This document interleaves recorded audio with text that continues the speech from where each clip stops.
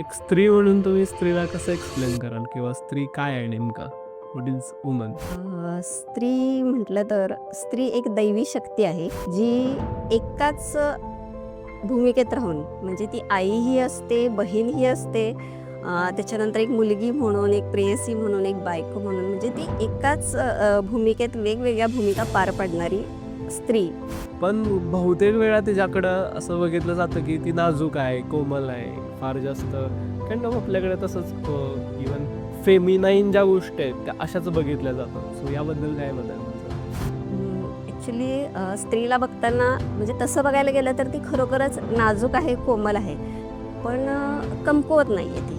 म्हणजे ज्याप्रमाणे आपण फूल जसं नाजूक आहे, कोमल आहे, पण तिचा सुगंध कसा ती सर्वत्र पसरवत असतो फूल. त्याच पद्धतीनं स्त्री ही नाजूक आहे, कोमल आहे, पण ते सगळं संकटावर मात करून तिनं तिचं अस्तित्व सगळं जपलेलं आहे.